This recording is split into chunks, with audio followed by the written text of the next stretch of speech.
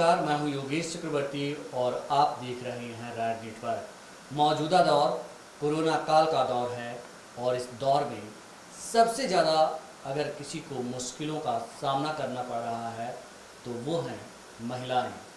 अकेले बिहार में पिछले 3 दिनों में कई ऐसी घटनाएं सामने आई है जो दिल को दहला देने वाली है। हैरानी की बात यह है कि इन घटनाओं में ऐसे अधिकारी भी शामिल हैं जो कानून के रखवाले हैं। इस मसले पर बात करने के लिए हमारे साथ सीपीएम के राज्य सचिव मंडल के सदस्य राम परी जी हैं। आइए उन्हीं से जानते हैं कि आखिर क्यों महिलाओं को इन मुश्किलों का सामना करना पड़ रहा है। मैम, रैड नेटवर्क में आपका स्वागत है। ये बताइए कि जो घटनाएं खास करके अभी 2-3 दिन पहले पीएमसीएच में और उसके बाद अररिया और फिर एक और जगह तो ये सुपौल में, तो ये सब घटनाएं क्या मतलब समाज का ये विद्रूप चेहरा क्यों है ऐसा? ये मैं समझती हूँ जो कानून बनी हुई है वो सिर्फ कानून की दुहाई देने से कानून की रक्षा नहीं हो सकती है। एक तरफ बिहार की सरकार नीतीश कुमार जी पूरा चिल्ला कर कहते हैं कि बिहार में कानून का राज है, लेकिन दूसरी तरफ जो खुद कानून का रखवाला है उसका सरेआम धज्जी उड़ाई जा रही है, जिसका जीता जागता उदाहरण अभी 2 दिन पहले अररिया में देखा गया। ये अररिया की घटना नेशनल घटना बन गया है। और आप जो बलात्कार पीड़िता न्याय की मांग के लिए जब उनके साथ बलात्कार होता है, बलात्कार के बाद मदद के लिए किसी स्वयंसेवी संस्था के पास जाती है, एफआईआर भी दर्ज होता है, मेडिकल भी होता है, और उस आधार पर जब 10 जुलाई को वो जाती है जीएम कोर्ट में 164 का बयान देने के लिए, और उस क्रम में जब उनसे कई तरह का सवाल पूछा जाता है जिससे परेशान होकर के वो अकेले कुछ बताने में असमर्थ होती है, दस्तखत करने से वो पीछे हटती है, और जब वो अपनी सहयोगी मददगार एनजीओ की महिला को बुलाने की जब वो जिद करती है तो उनके ऊपर अवमानना का आरोप लगा करके उसको जेल भेज दिया जाता है। न सिर्फ पीड़िता को बल्कि जो 2 सहयोगी हैं उनको भी जेल भेज दिया जाता है।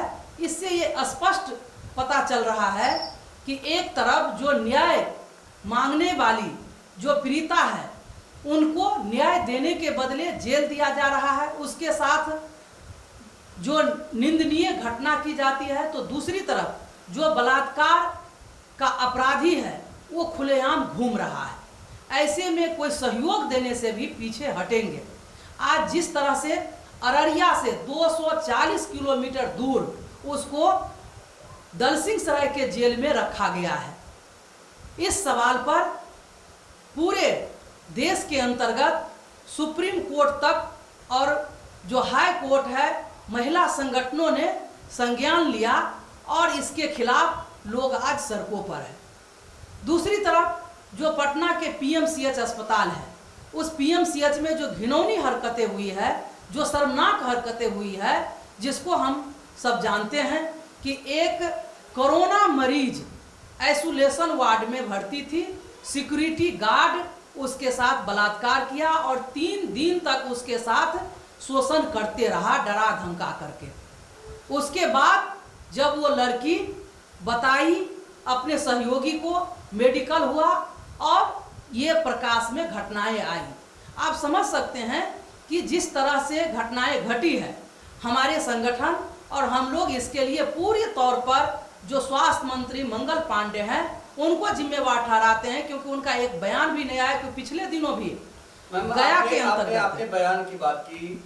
एक खबर ये भी आई कि जो कॉलेज मेडिकल कॉलेज है पीएमसीएच है, उसके प्रिंसिपल ने कहा कि दोनों की सहमति थी और बाद में लड़के ने आरोप लगाया। ऐसा भी तो अगर किसी कॉलेज का और किसी अस्पताल का जो अधीक्षक है वो इस तरह की बातें करता है तो उसको आप कैसे देखते हैं? ये बहुत ही और भी शर्मनाक है, क्योंकि जो पुरुष प्रधान समाज है, पुरुषवादी मानसिकता है, कुछ भी, क्योंकि हमने तो देखा अररिया की घटना पर कि उस लड़की के ऊपर ही अफवाह फैलाया गया और आरोप लगाया गया कि जो तुम ही दोषी हो, तुम खराब हो, गंदी गंदी भद्दी भद्दी टिप्पणी, कई तरह का सवाल पूछना, ये हम समझते हैं कि अभी एक जो सभ्य समाज के लिए ये सही नहीं है। अभी कल की घटना है, सुपौल जिला के त्रिवेणीगंज में एक गरीब महिला को बदचलन कह करके गांव के जो ठेकेदार हैं, मुखिया और भी लोग उनको बुरी तरह से पीटता है।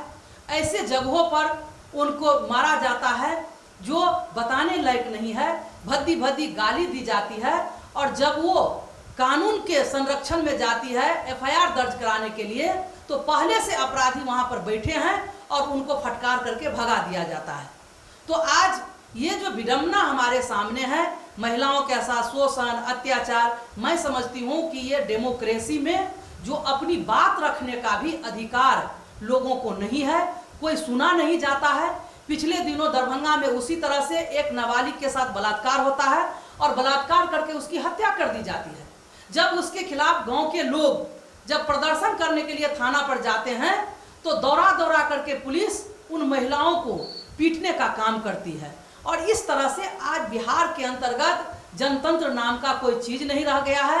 कोरोना वायरस के आड़ में आज सत्ता पक्ष के लोग, प्रशासन के लोग गरीबों के ऊपर, महिलाओं के ऊपर, दलितों के ऊपर शोषण, अत्याचार की घटनाएं को बढ़ा रहे हैं। मैं ये अपील करना चाहूंगी आपके रेड नेटवर्क के माध्यम से कि लोग, समाज जागरूक हो, समाज के लोग आगे आवे। हम अगर समाज की महिलाओं को, दलितों को, पिछड़ों को अगर न्याय दिलाना चाहते हैं, तो इस समाज से हमको इस प्रशासन से और इस कानून से लड़ना होगा। और मांग हम कर रहे हैं कि जो कानून बनी हुई है उसका रक्षा किया जाए। और रक्षा करने के लिए ये जरूरी है कि आज जो बलात्कार के खिलाफ कानून बनी है, लेकिन उसको ताक पर रख करके बलात्कार पीड़िता को ही उसको दोषी ठहराया जाता है। एक सवाल यहाँ ये होता है कि जिस तरह से सत्ता प्रतिष्ठान, खास करके सीएम नीतीश जी का जो चेहरा है वो कानून के रखवाला के तौर पर है, सुशासन बाबू कहलाते हैं। और सुशासन बाबू के शासनकाल में जब इस तरह की घटनाएं हो रही है और जो अधिकारी हैं वो विक्टिम महिलाओं के साथ इस तरह के व्यवहार कर रहे हैं, तो क्या लगता है कि इंसाफ कहीं ना कहीं ये लोग खा जा रहे हैं और इंसाफ मिलना बहुत ही मुश्किल है? ये इंसाफ की तो बात ही नहीं है, क्योंकि बिहार के अंतर्गत पुलिस और अपराधी का जो गठजोड़ है वो बहुत गठजोड़ है और उसका संरक्षण कहीं न कहीं राजनेता के द्वारा प्राप्त है।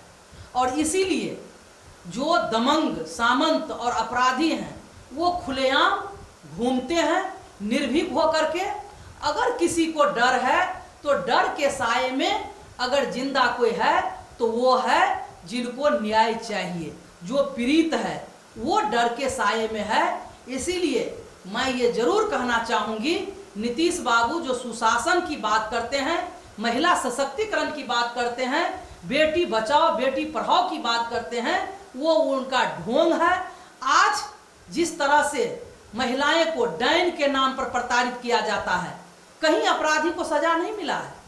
पंचायती करके कुछ थोड़ा बहुत जुर्माना लेकर के उनको छोड़ दिया जाता है और फिर वही अपराध वो करने के लिए आगे बढ़ते हैं। इसीलिए यही है कि जो पुलिस अपराधी गठजोड़ का, सत्ता पक्ष का मजबूत समर्थन है, जिसके चलते अपराधी का मनोबल ऊंचा है।